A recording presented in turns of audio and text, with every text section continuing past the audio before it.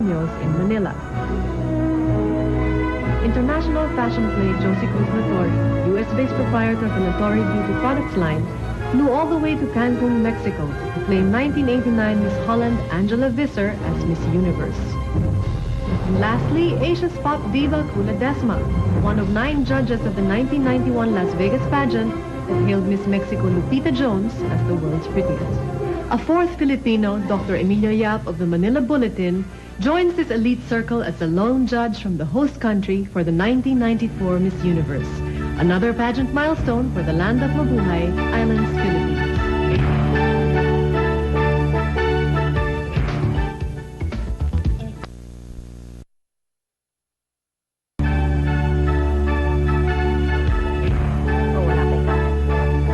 You're back with a 5-day countdown, the ABS-CBN official coverage of the 1994 Miss Universe Islands, Philippines. Apa, what do you think of the present group of judges? Well, they seem very distinguished, and not just because a Filipino is sitting on the panel, but because they come from such a diverse and interesting set of backgrounds.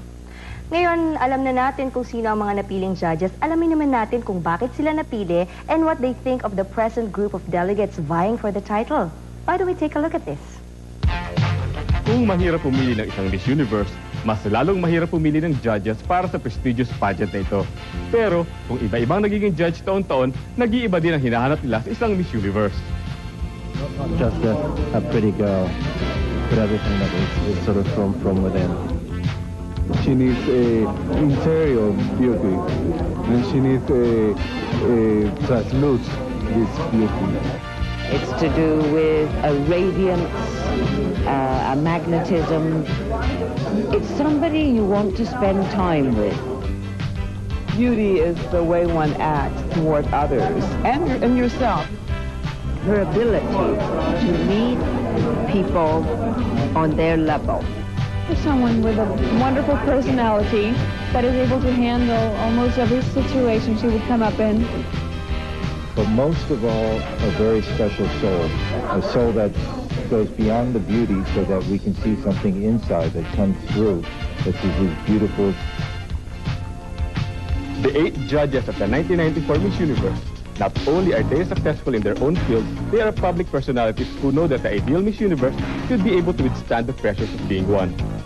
Representing the fashion and hairstyling world are Scottish Richard Dalton and Colombian Carlos Arturo Zapata. Mr. Richard Dalton is a world-renowned haute coiffeur responsible for the regal and famous Lady Diana look of Her Royal Highness, Princess of Wales, being her exclusive hairdresser and advisor from 1981 to 1990. Bilang creative director ng Clairol at nakapagtrabaho sa tanyag na sina Yves Saint Laurent, Valentino at Sophia Loren, hindi lang glamorosa at well-coiffured look ang kanyang basehan ng ganda. Woman is an individual, and I think it's an inner strength, an inner beauty that comes from within.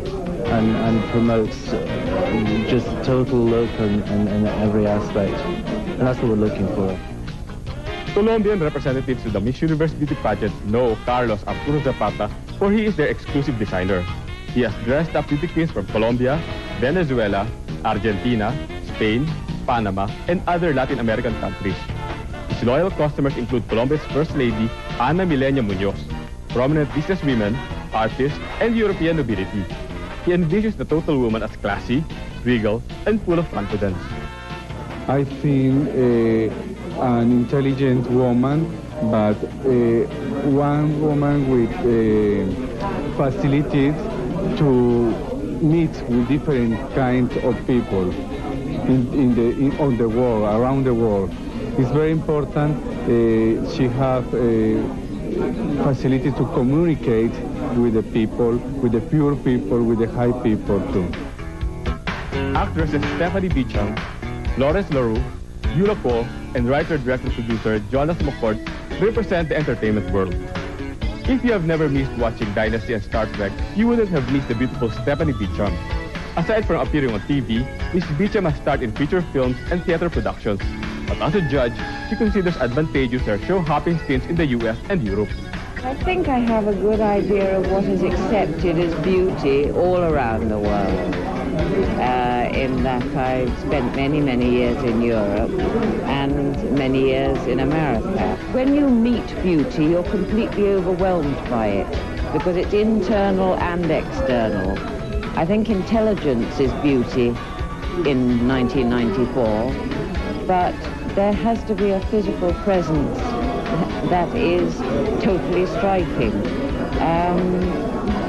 There has to be a spark. It's almost a chemical, electrical thing.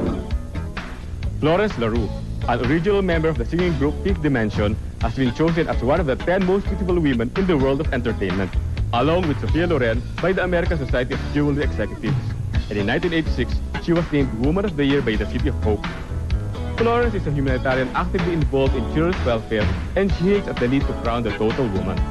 I think should really have a very big concern of the children, because the children are our future, and not only the children but also the elderly, because everyone is interested in children because they're cute and they're small, but we also have to remember that when people get old. Writer, director, and producer Jonas McCord is a recipient of numerous awards, including 2 Emmys for his works in film, documentaries, television, and theater. Mr. McCord is currently working with Steven Spielberg on a new television series. He says beauty title holders eventually end up working in cinema, adding glitter to the world of show business. There's no doubt that visually they're going to be someone that the camera is in love with. And if that love from the camera can be translated to the people, then they have the potential of becoming a film star.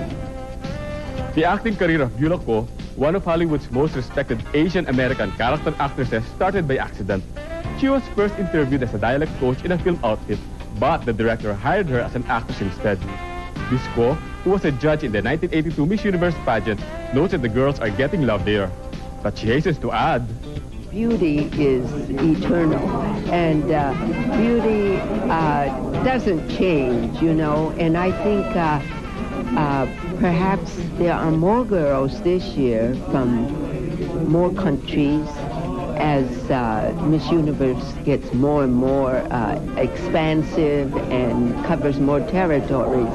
But I think probably basically beauty and personality, no matter what age or what time, are the same. Not only physical beauty, but spiritual beauty and inner beauty, and the ability to get along with many diverse peoples, because as an ambassador for Miss Universe, she has to go to so many countries and so many different cultures. Miss Universe 1990, Mona Groth of Norway, sits as a judge in this year's pageant. After her stint, Norway's Miss Groth has embarked on a modeling career for television and print ads, and is currently promoting her shoe line, Miss Mona. As a representative of the prestigious event's past winners, Miss Groth is likely to pick a contender that possesses not only a beautiful face, but a strong stamina and firm determination to perform her duties accordingly. You know how tough it is, and that this person that is going to win the Miss Universe title has to be really prepared for a really tough year, and that it's a job. It's, you know, it's not just playtime and fun, which, you know, of course it is sometimes, but it's work. It's hard work. The only Filipino member in the panel is Dr. Emilio T. Yap, chairman of the board of the Manila Bulletin Publishing Corporation, a recipient of various awards for his contributions to cultural, humanitarian, and educational causes. Dr. Yap is only the 4th Filipino to have the distinction of being a Miss Universe judge. The 1994 Miss Universe Beauty Pageant panel of judges, experts in their respective fields, united in the task of finding the rare gem in this year's bevy of beauties, truly worthy of the task of choosing the most beautiful girl in the world, the Miss Universe of 1994. Well, with that lineup, there's no doubt that surely the most deserving girl is going to be chosen. And you will get to see more of these beautiful delegates when the 5-day countdown returns. Kung kasali ka sa Miss Universe Beauty Pageant, what would make you withdraw your chances of being called the next Queen of Beauty? Siguro nothing would stop you, but not in the case of Patricia Pineda Chamorro, Miss Nicaragua of 1979. Bago pa man siya umalis sa Nicaragua, nabalitaan nang namatay siya dahil pinasabog ang bahay nila. But Patricia surprised everyone when she appeared in Australia for the pageant. Lumipat daw kasi sila ng bahay kaya nakaligtas sila. Sa pre-pageant competition, she proudly wore the national colors of Nicaragua. But the Sandinistas, the rebel forces of Nicaragua, took this negatively. She was forced to withdraw from the pageant. Kung hindi, the whole family would be massacred by the rebel forces. Patricia had to make the one most major decision in her life. She backed out of the 1979 pageant to become the last Miss Nicaragua of the Miss Universe.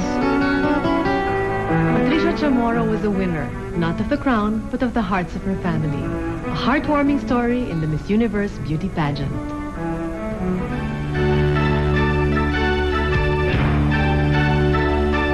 This Miss Universe 19...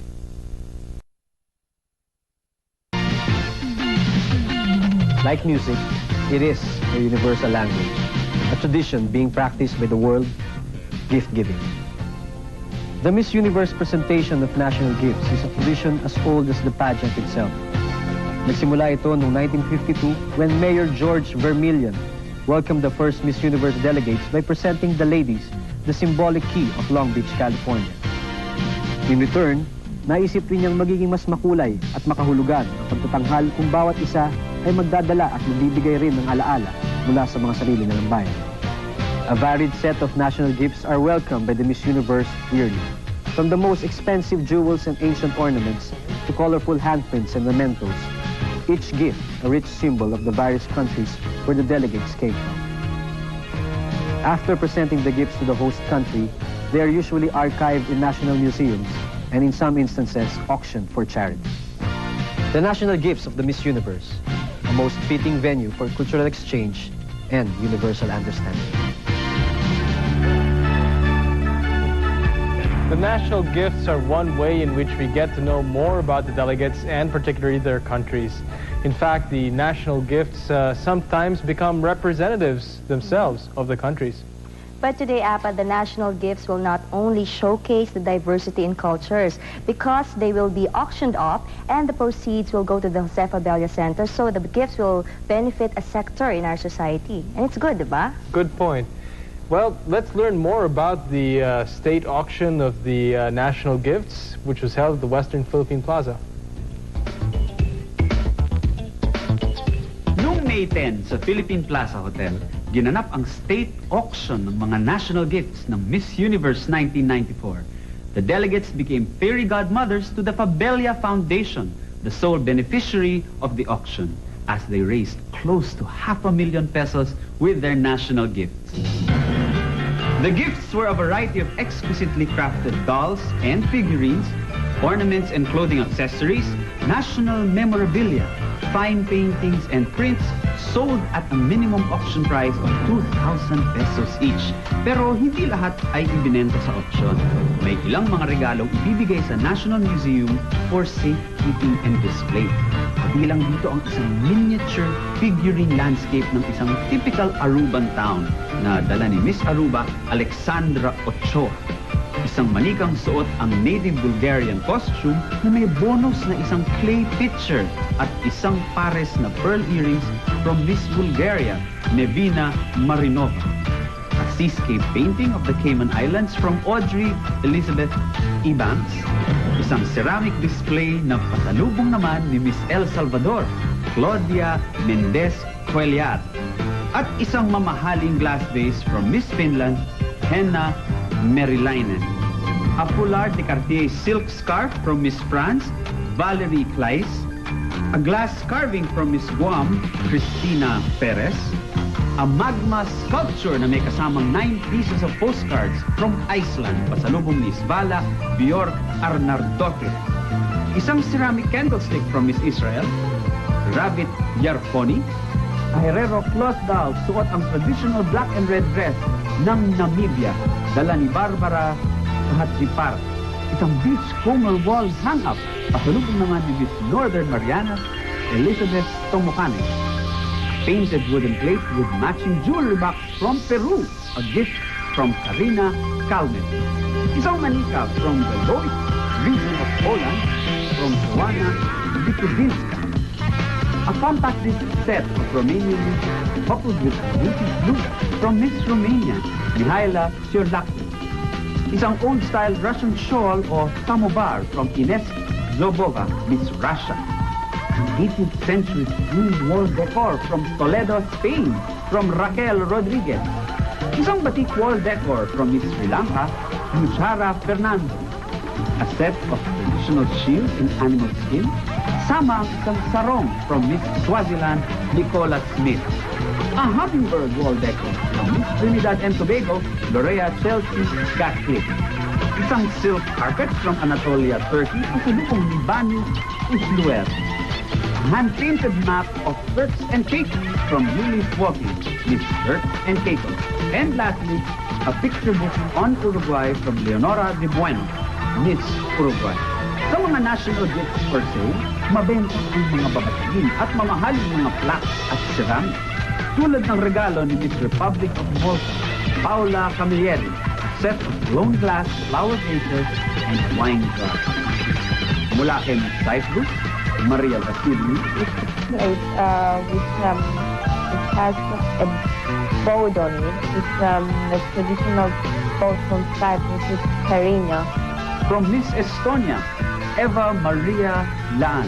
This cup, it has a picture of Estonia. Mula kay Miss Ireland, Pamela Flood, an artistically handcrafted Dublin in crystal glass. From Miss Hong Kong, Hoyan Mok. It's a pottery called Ding Tai Lam, and it's a very traditional Chinese thing. Galing naman kay Miss Sweden, Dominique Forsberg, isang hand-blown crystal bowl from Orifos. From Miss Portugal, Monica Borges Ferreira, a set of Atlantis crystal vases. Mula kay Miss Bolivia, Cecilia O'Connor, isang metal plaque with a sun figure.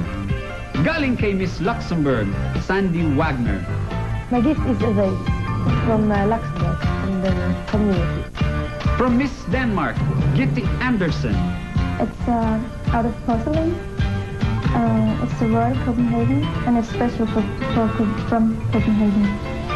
Mula naman kay Miss Slovak Republic, Silvia Lakatosova. I give here some glass. It's typical Bohemian crystal. Kung pinagkaguluhan ang plaques and ceramics, mas pinagkaguluhan naman ang mga dolls and sculptures.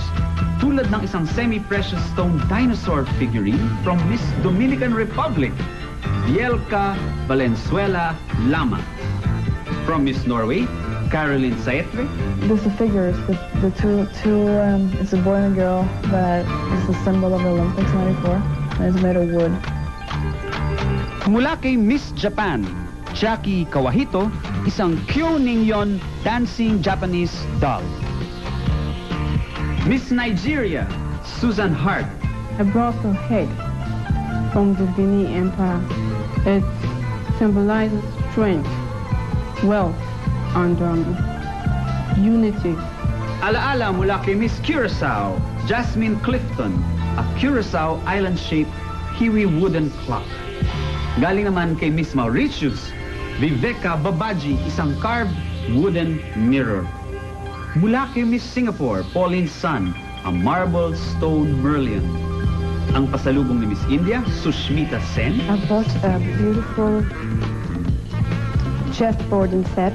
It is made of ebony and sandalwood, which is a very famous wood in India. Ang dala ni Miss Italy, Ariana David. I bring two statues with gold and the chosen mask of dolls. Mula sa bansa ni Miss Ecuador, Mafalda Arboleda. De balsa de palo y simboliza la fauna de I brought a flower made out of wood, especially from my country. It represents the nature of my country. And a gift from Miss Costa Rica, Yasmin Morales Camacho. I brought a wagon that is very, very special in my country. It's a typical characteristic from my country. The bidders are indeed lucky with these items, pero mas maswerte ang nakakuha ng mga rare and priceless national memorabilia, like the gift of Miss Mexico, Fabiola Perez Rovirosa, a hardbound book on Mexican art. Mula kay Miss Panama, Maria Sofia Velasquez. We have are like images, I don't know, figures, and they were made of gold. So what I have is a representation of this in gold, framed ang pasalubong ni Miss Bahamas, Mecca Knowles. Framed with 4 quincentennial dollars. In 1992, we celebrated the quincentennial year. Galing kay Miss Jamaica, Angeli Martin, isang unique Jamaican framed painting. A remembrance from Miss Cook Islands, Lailani Brown, a 1992 edition collector's souvenir banknote proof coin set. Regalo ni Miss Canada, Suzanne Rothfuss. I brought a print. It's a picture of the landscape of Canada. From Miss Germany, Tanya Wild, a one-of-its-kind replica of Germany's pride, the Mercedes-Benz. Mula kay Miss Switzerland, Patricia Feisler, an original rock from Mount Eger and a picture frame. Alaala mula kay Miss Guatemala, Katya Schoenstedt, a collector's item, a 1543 silver coin commemorating Antigua. From Miss British Virgin Islands, Delia John Baptiste. I brought a ship in a bottle, and that's just not any ship. That's from the ship that Columbus sailed when he discovered the British Virgin Islands. And a priceless remembrance from Miss Greece, Rhea Tutunzi. It's an ancient Greek plate. It has ancient Greek drawings on it, and it represents Greece. Mabilis din ang benta ng mga precious ethnic ornaments and jewelry na pasalubong ng mga kandidata, like the leather and silver necklace engraved with Indian figures from Miss Puerto Rico, Brenda Robles. Mula kay Miss Honduras, Jem Hillock. I brought, it's something like a trunk. It's made out of caoba wood. We export that also. And it's made, the people has different little houses on it. A priceless antique treasure box from Miss Korea, Sun Young Kung. An ethnic neckpiece from Miss Venezuela, Minorca Mercado.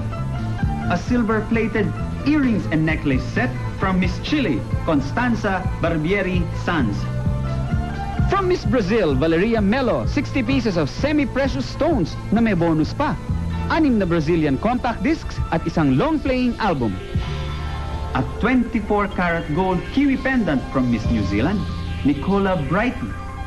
And last among the precious ornaments, a commemorative necktie for the 60th birthday and 40th anniversary of King Baudouin, who died in 1993.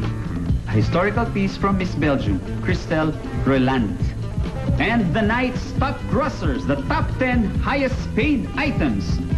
At number 10 from Miss Argentina, Solange Maniano. Está tallada a mano. It's made of marble and onyx and it's worked by hand. At number 9, a tie between Miss Colombia, Carolina Gomez, with her 24-karat gold-plated ethnic bracelet, and Miss Australia, Michelle Van Emerens, huggable sheepskin koala bear.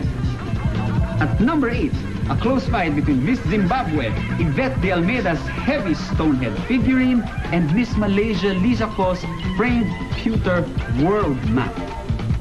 At number 7, ang regalo ni Miss Netherlands, Irene van der Laar, a Rembrandt Film Award statuette equivalent to the Oscar.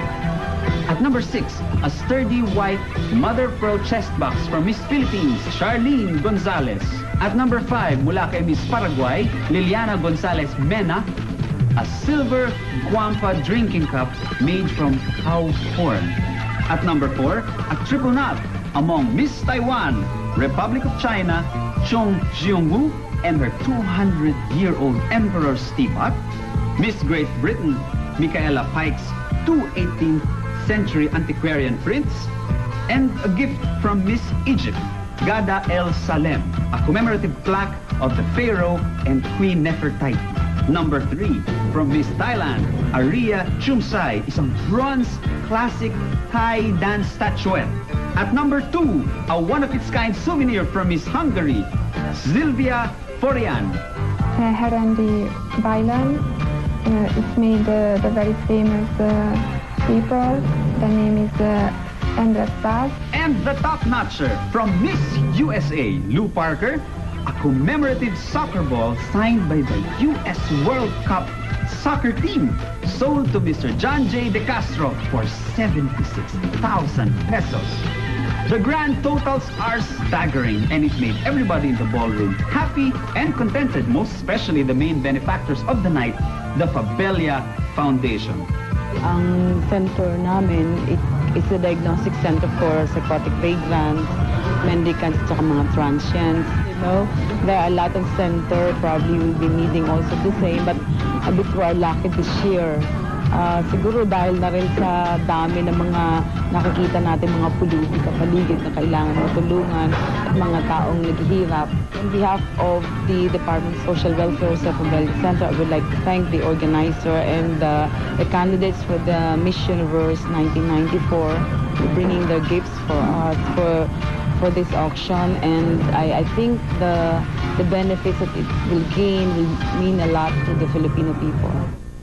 The National Gifts State Auction of the Miss Universe 1994 of the Islands, Philippines, a living proof that indeed charity begins at home. We'll bring you more interesting highlights and sidelights of the 1994 Miss Universe when the 5-day countdown returns after these.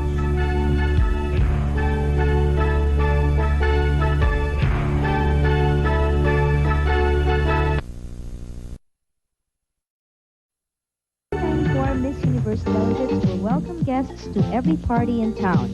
And with the numerous invitations that they received, the girls had lesser time digesting than eating. The very first was hosted by Colgate Minty Rinse, one of the pageant's major presenters, on April 30th at the Shangri-La Makati. The girls couldn't help but smile at the marvelous food served to them at the hosted dinner of Kodak Philippines, sponsor of the Miss Kodak Smile Award, May 1 at the Shangri-La EDSA. It was a healthy evening for the delegates May 2nd at the Diamond Hotel at the dinner with Carnation Non-Fat Milk, presenter of the Miss Fitness Award. Procter & Gamble, makers of Pantene and Ivory Mild Shampoo, and sponsor of the Miss Ivory Mild Shampoo, played host to another dinner on May 2 at the Mandarin Oriental Hotel. And lastly, the sponsor of the Ambassadors to the World title, Philippine Airlines, made the delegates fly high with delight on May 3rd at the Sheraton Hotel. Busog na busog pala yung mga delegado natin sa Miss Universe this year, ano? Hindi kaya mawala sa forma yung mga katawan nila by the time na dumating yung pageant night? Hindi naman siguro, Apa. Kahit marami kinakain nila, babawiin nilang nila sa exercise. Anyway, kahit nakabi-kabi lang yung imbitasyon nila, ang importante naman dyan, yung friendships, yung mga kaibigan na nakuha nila because of these invitations. And especially the friendships that were formed between ABS-CBN and the Miss Universe Incorporated. Kaya nararapat lang na mag-host ang ABS-CBN ng isang special dinner para sa mga delegada. And it was really a very fiesta-like atmosphere which we had here last May 12. Let's check it out.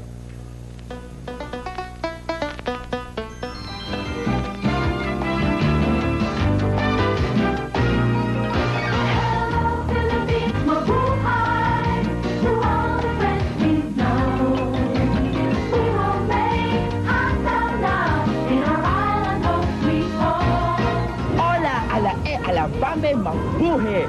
May isang malaking handaan dito sa aming tahanan.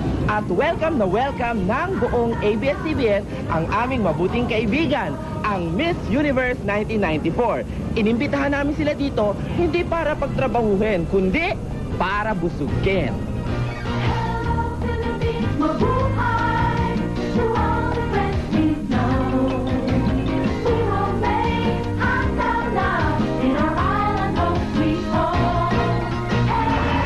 Kakaiba ang inihanda naming fiesta.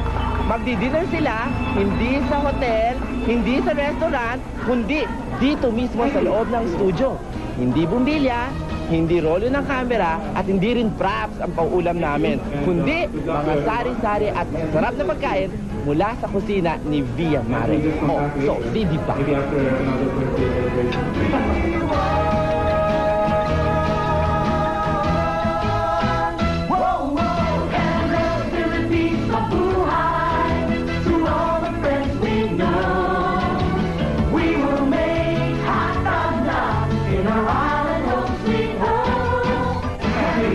Habang ninanamnam ng mga delegada ang sarap ng pagkain sa kanilang mga mesa, ay walang tigil naman silang inaaliw ng aming mga kaibigan sa industriya, tulad ng The Tax, The Company, and the one and only megastar, Miss Sharon Cuneta.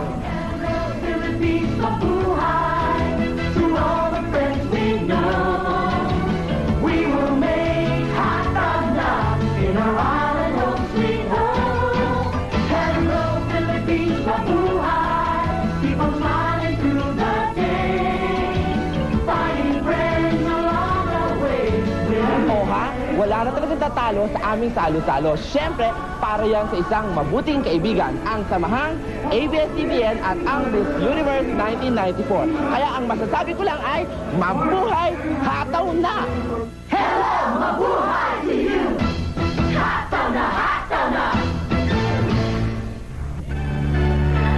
Talagang bumataw na ang friendships na nabuo, no? I feel so hot now. Oh, and I feel really good kasi everywhere they go, they're given the red carpet treatment. Di ba, Apa?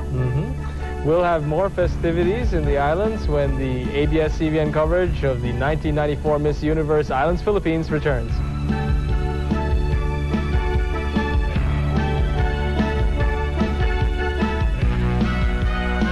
This Miss Universe...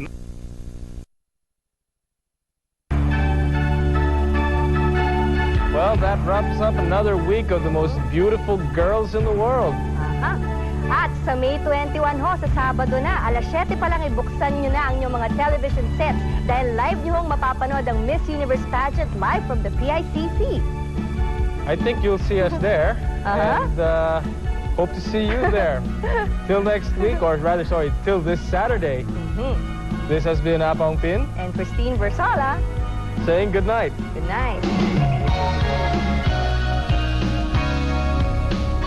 Could you be the most beautiful girl in the world? It's plain to see you're the reason that God made a girl.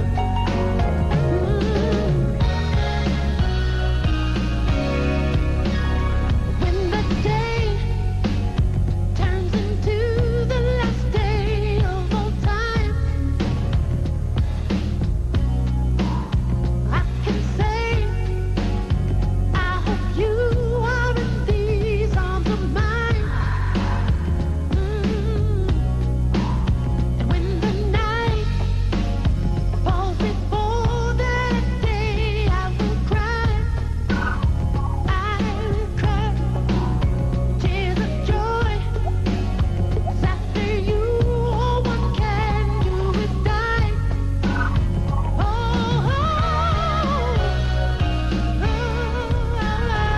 Could you be the most beautiful girl in the world? Could you be?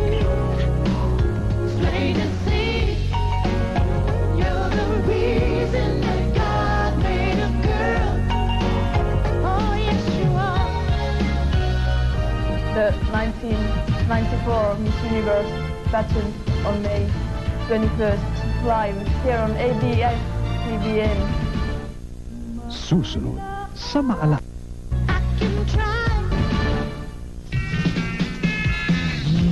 when I'm devoured. ABS-CBN. Hataw na. Susunod sa 94 Miss Universe pageant on May 21st, live here on ABS-CBN. Isang Miss You. Guest ni Kevin sa Home Along Dariles, alas 7. Ako, Teacher White. Ikaw ang present. Kalokohan! Nabalik naman si Jao sa beauty ni Snooki sa Maalaala Mo Kaya, alas 8:30. Beauty nakakabaliw sa Miyerkules na nakakaaliw. Hataw ng number 1! 40 years, and our excellent karma continues. Today, ABS-CBN. Kasi syempre, pag narinig natin, we love our own. Kung lahat tayo, sabi natin, Miss Philippines tayo lahat, kasi dito lutong Macau to, you know? So, we might as well admire na natin iba muna kasi alam naman natin maganda yung atin. Samantala, paglilinaw din ang hangad ng kapatid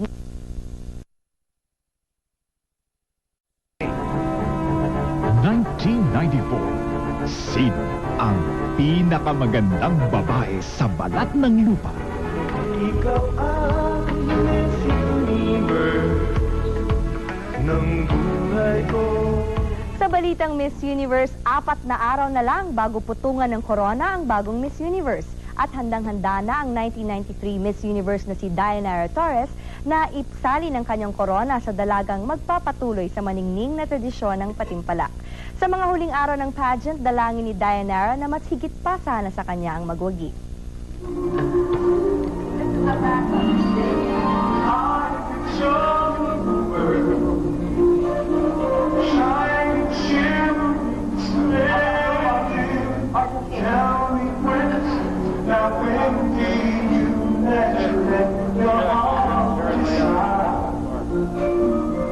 Muli na namang nasilayan ang karikta ni Dayanara nang makiisa siya muli sa rehearsals ng mga delegates kanina sa PICC.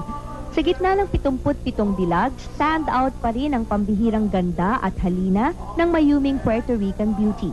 At hindi lang iisang tagamasid sa Philippine Host Committee at taga-media ang nagsabing siya pa rin ang tatanghaling Miss Universe kung ngayong taon lang siya sumali.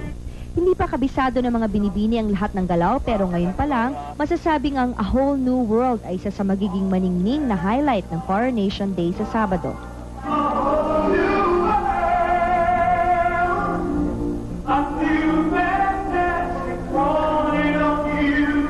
Kanya-kanyang cocktail dresses ang suot ng mga delegates para sa rehearsal na ito. Pero sa Sabado, isusot nila ang black and white gowns na pinakontrata ng Department of Tourism kay Steve De Leon. Habang inaantay ang pagdating ng guest performer na si Pibo Bryson, tuloy-tuloy pa rin ang rehearsal sa mga delegates sa PICC.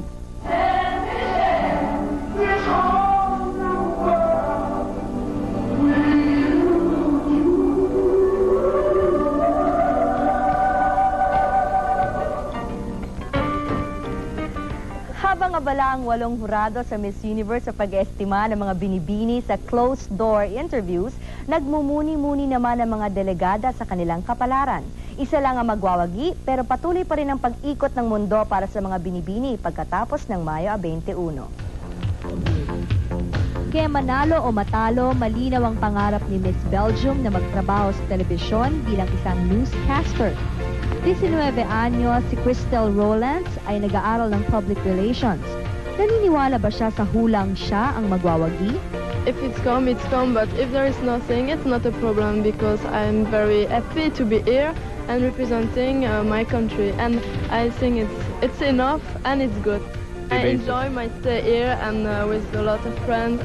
From the Philippines, I have good souvenir from the trip in Cebu. It was too short. Short for you? Only one day in Cebu, it's too short, and I want to travel more in the little island of Philippines. Samantala, hindi pa nauwi sa bula ang mga pangarap ni Miss Sri Lanka na si Nushara Fernando na iniidolo si Mother Teresa. 19 anyos, si Nushara ay gustong maging fashion designer. Well, if I win, I would like to take this opportunity to help to alleviate poverty in this world because at being Miss Universe, I would be able to speak to people of influence so that concrete measures could be taken to help in this problem. What do you think of the winning of Miss Namibia as Miss Friendship? Oh, I think it was very well deserved. Natutuwa naman si Miss Namibia sa suportang binigay sa kanya ni Miss Sri Lanka. Naging alas kay Barbara Khatjipara ang pagsali niya sa Miss World para maunawaan niya ang mga kapwa niya delegates sa Miss Universe. Bilang nagwaging Miss Congeniality, isinalarawan ng nag-aambisyong lawyer ang tensyon ng mga delegada sa mga huling araw ng contest. And sometimes we tend to put those expectations too high. And once you put them too high, you start realizing that you cannot really, because you feel threatened either by the way the other girl looked like or the fact that she's taller than you are, you somehow feel threatened and you realize that your expectations are not, coming true. And that is the problem. And then they start becoming really nasty. I know for a fact, or they would just be stressed. And, the only thing we can do is to understand. Ang bahaging ito ay inihatid sa inyo ng Carnation Non-Fat at Universe pageant. Technicians are just as busy as the delegates preparing for the spectacle. Additional electric posts and transformers enough to light 30 homes, and about 1.5 miles of cable have been installed around the PICC, and every contingency has been anticipated. A 1-megawatt generator will be on standby, just in case there is a power failure. Finals host Bob Goen, who is the anchor of the TV show Entertainment Tonight, rehearsed with the girls. And even if Grammy and award-winning singer Peabo Bryson didn't arrive today as scheduled, the delegates, along with reigning Miss Universe Dayanara Torres, rehearsed their full-scale production number. The girls were in their cocktail dresses, but on Saturday, they will be dressed in black and white gowns made by local designers. The gowns will be gifted to them by the Department of Tourism. It's just like a fashion show showing the Filipino talent at the same time in a black and white number, just like the yin and yang. 350 Filipino and 180 American technicians are behind the stage and other physical arrangements at the plenary hall. High-tech computers and broadcast equipment from the U.S. will be used in the global telecast of the pageant finals. 78% of the lights were also brought in especially for the pageant. Among these, IntelliBeams, or intelligent lights, to be used for special effects. The stage backdrops are picture slides of famous Philippine scenery, among them the Banari Rice Terraces and Taal Volcano. 2 giant fountains on both sides of the stage will add glitz and glamour to the whole event. Meantime, Miss Congeniality, 21-year-old Barbara Kahadjipara of Namibia, says the award is a great honor. Barbara is a favorite confidant of her co-delegates. Having been a veteran of the Miss International, she understands their problems. One thing is the tension I get, especially when the title is nearing. The one thing is you have expectations. I mean, if you come to a pageant like that, even me myself, I have expectations. And sometimes we tend to put those expectations too high. And once you put them too high, you start realizing that you cannot really, because you feel threatened either by the way the other girl looked like or the fact that she's taller than you are, you somehow feel threatened. Souvenir photographs and buttons are selling briskly at the PICC. Photos cost from 80 to 200 pesos, while pins with candidates in formal wear or swimsuits are priced at 110 pesos. The Filipino people are very excited about the pageant being here, and everyone seems to want a memento of their favorite delegate to hold on to. And who are the top sellers? Miss Philippines, of course, is a big seller. Miss USA, Miss Belgium, Miss Australia, and Miss Thailand is a big seller, as is Ms. I don't know if I mentioned her, Miss Venezuela. It's a big seller. And now for a closer look at the candidates as they tell us what they will do if they become the next Miss Universe. 21-year-old Elizabeth Tomokane is Miss Northern Marianas. Elizabeth, who at 5'4", is one of the shortest candidates in the batch, hopes to work in the tourism business. I want to work closely with the environmental programs on saving the environment, like the trees and the grass and the rainforest and the animals and things like that. I'm really interested in saving the environment because the environment is part of our lives also. We live in a world. Nowadays, environment. Pagtatanghal ng bagong Miss Universe sa Sabado, Mayo 21. Dumating na rin sa wakas ang guest performer na si Peabo Bryson. At kanina lang ay tinapos niya at ng mga delegates ang tape production number na A Whole New World. With his hit from motion picture Aladdin, please welcome the great Peabo Bryson. Kararating lang ni Peabo kaninang umaga at kaagad niyang hinarap ang kanyang tungkulin sa Miss Universe. Ikinararangal ng Grammy awardee at minsang naging partner ni Lea Salonga ang kanyang partisipasyon sa pageant. I think I found the Philippine people, most warm and most gracious to Peabo Bryson, and I think that they inspired me to give a great performance the last time I was here, and I'm looking forward to having a chance to be among them again. It's like a homecoming now. Sa pagkakataong ito, dumalo sa PICC ang daan-daang tao na binigyan ng complimentary tickets ng Philippine Host Committee. Ito ay para saksihan ang makislap na production number. Itinampok dito ang magagarbong black and white gowns na likha ng mga Pilipinong fashion designers para sa mga delegates. Namukod-tangi si Dayanara sa kanyang pulang evening gown na gawa ni Rene Salud. Tinape na kaagad ang production number bilang paghahanda sa matensyong seleksyon ng 1994 Miss Universe sa Sabado. Tatlo pang delegada ang nagpahayag ng kanilang damdamin ngayong malapit na ang araw ng pagpapasya. Maaring makapwesto rin sila pero para sa mga binibini, sapat nang malaman nilang naging karapat-dapat silang kinatawan ng kani-kanilang bansa. Isang public relations receptionist, ang 23 anyos na Miss Turks and Caicos, Ulysses Walken, ay nag-aambisyong ipromote ang kanyang bansa sa larangan ng turismo. Everybody's close and there's friends among us, so we talk a lot and stuff. I guess we won't really feel all of that until like maybe the night before. 20 anyos, si Miss Romania ay nangangarap ng mga siwa ng sarili niyang advertising agency. We are so excited, so nervous, all the time, and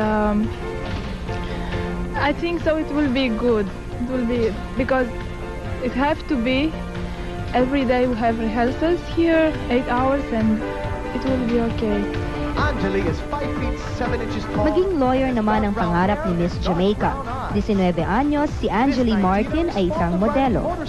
I'm actually dying for it to come because just this week I've been thinking, oh, I can't wait for the pageant to be here, just to see the whole outcome and just for the experience. And I'm starting to miss home a little bit, it's been 3 weeks.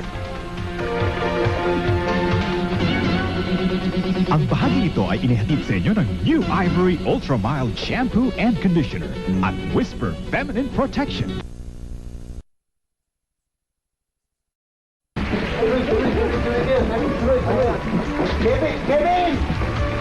Kevin! Saan punta itong... Kevin! Kanina natin... Oo.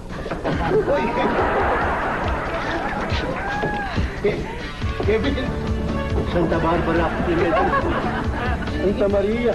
Teka mo, totoong tao. Oo, yan ang mga candidates sa Miss Universe. Oo. Kandidata? Oo, mga kandidata yan. Hello.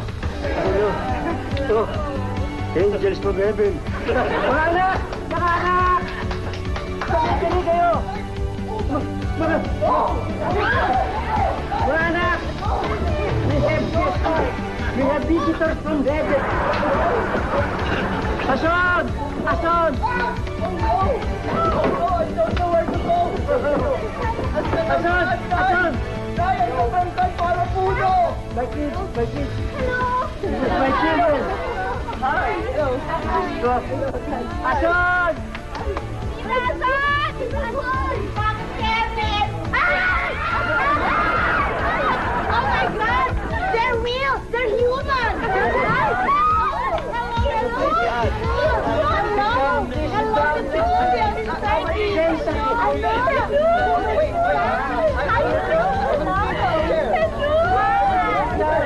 Oh, please sit down. Siéntate. Come on. Ay, Dan. He's sitting pretty. Don't make that fool. Jonas. Here, vamos. He's beautiful. Ay, sorry. Dali na, ang soft drinks kita. Ay, kagaganda nila, Kevin. Kevin, Kevin Cosme. You are from? Israel. From Israel. What's your name? Ravi. ¿Cómo se llama? Claudia. ¿Cuántos años? 22. 28. Sí, 32. Kevin, danger! Daming danger. What's your name? Joanna. From Poland? Ano? Tagalog yan. Naging leading lady ko namin yan.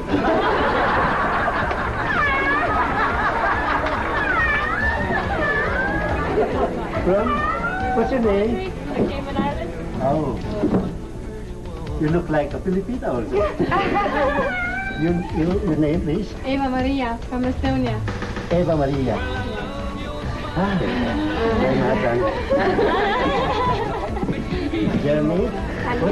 Tanya. You? Bauno from Turkey. From Turkey. Carolina.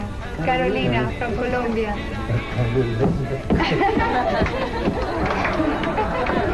Pasok, paingin naman natin sila. Kumuha na. Ha? Kumuha na.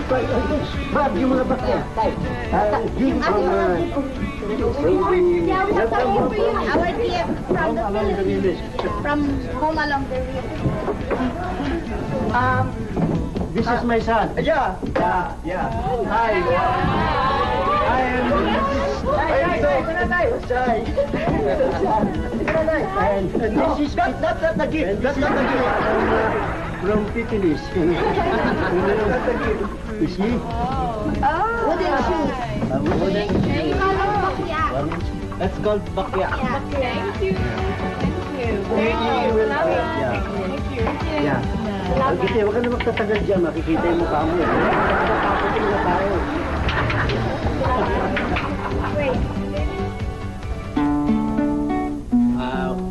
We will sing in Tagalog. And I will try to translate it in English. Ano ba yung unang kanta mo?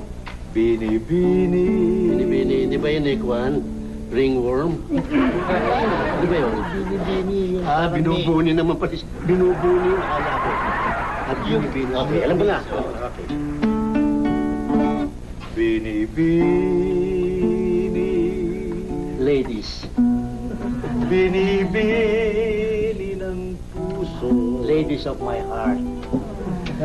Paraluman ng buhay. Actress of my life. At aking katuwaan. And you are my entertainment. Paraiso. Paradise. Ng aking kapalan. Paradise of my destiny. Ikaw ang siyang patnubay. You are my guidance. At sulong pananglaw. And the torch to turn me on. Dahil sa'yo. Because of you. Because of you. Nais kong mabuhay. I want to live. I want to live. Dahil sa'yo. Because of you again. Hanggang mamatay. Until Memorial Park. Dapat mong tantuin. You should know. Wala nang ibang giliw. I'm still a virgin.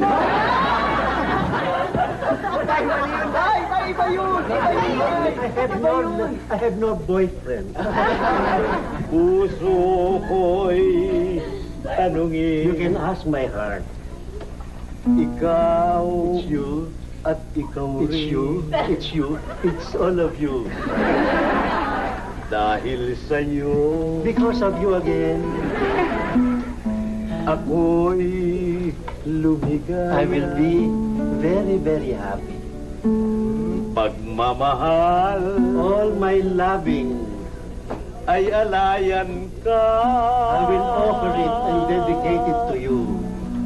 Kung tunay mang ako. If it's really true. Ay alipinin mo. You want me to be a slave? Ang lahat sa buhay ko. All of my life. Dahil it's only sa'yo. For you. Alright! Alright! Kung tunay man ako ay alipinin mo ang lahat sa buhay ko. Dahil sa'yo. Yo!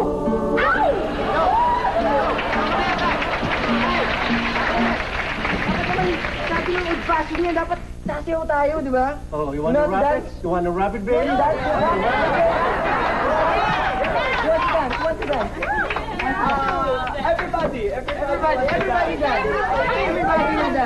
my goodness. Alright, watch it. Alright, first step. Music. Get some music there, please. Come on. Play some music over there. Let's go. Yes.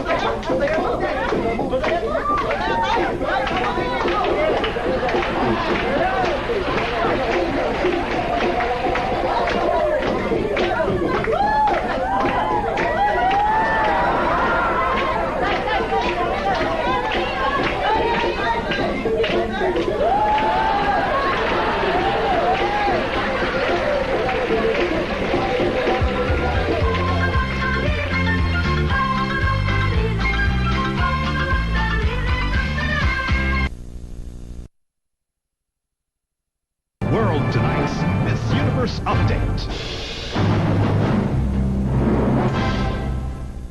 Never-ending rehearsals fill up the candidates' time with only 3 days to go before the Miss Universe 1994 finals. Miss Universe with his hit from the motion picture Aladdin. Please welcome the great Peabo Bryson. World-renowned singer Peabo Bryson finally arrived early this morning in time for the dress rehearsals with the competing beauties and reigning Miss Universe Dayanara Torres. I can show you the world, shining, shimmering, splendid. Tell me, princess, knowing beauty you last, let your heart decide. Bryson is glad to perform again in the country. He says the song he will sing on Coronation Day is apt for the Miss Universe. The song A Whole New World was probably a good theme for something like the Miss Universe pageant, in that it's a song that represents so much hope and promise for all our hopes and aspirations in every way. And I think that from my last visit here to the Philippines, that it was very clear what the hopes and dreams of the Philippine people were. Earlier, hundreds bearing complimentary tickets lined up for the taped rehearsals. Iba kasi pag rehearsal, makikita mo yung, kumbaga yung pagkakamali ng mga candidates, makikita mo yung pagiging human nila. Kasi sa main pageant, siyempre, ayos na yan, di ba? Para mas maganda. They run out of tickets, kaya eto na lang, this is one of the last chances. Tickets to Saturday's finals, priced from $3,000 to $12,500, have already been sold out. But tickets to a sneak preview of the finals, which will be held this Friday, are still available. Price range is from $1,000 to $2,500. Today's lucky crowd watched the ladies looking very glamorous in their locally designed black and white gowns.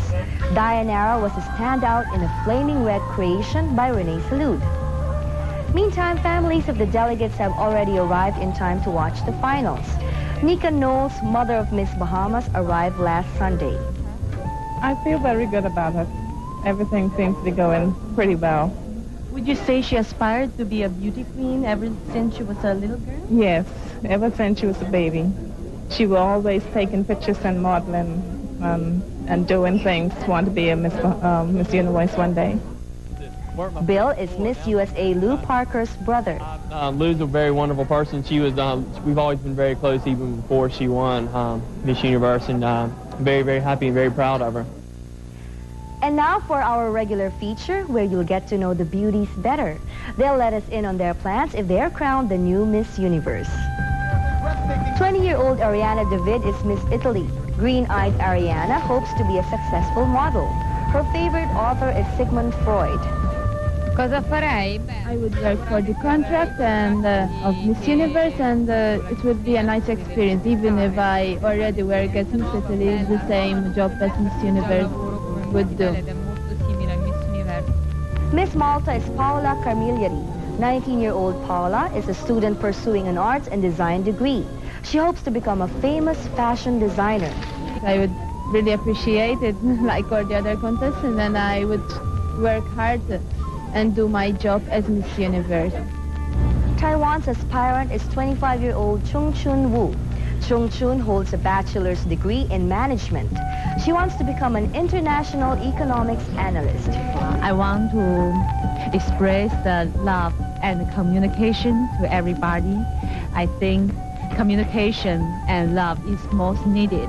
And the other important thing is to considerate other people's situation. And if we can consider other people's, then we can understand, no more blame, but to love and to communicate and to smile. Raquel Hidalgo is Miss Ping. 20-year-old Raquel hopes to become an actress or model. Her favorite author is Gabriel Garcia Marquez. No sé, yo creo que she said that if she wins the Miss Universe title, there are many things to do. And one of the things that she will do first is bring her family and be with them, because it was 1 month that she was without them.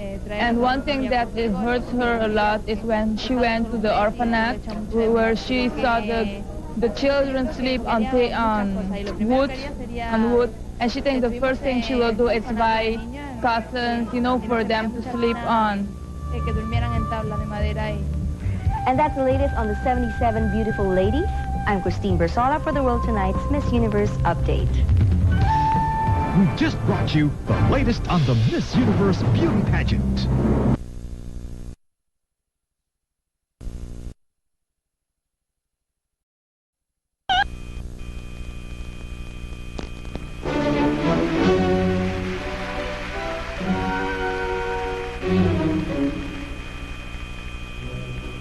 La donna è mobile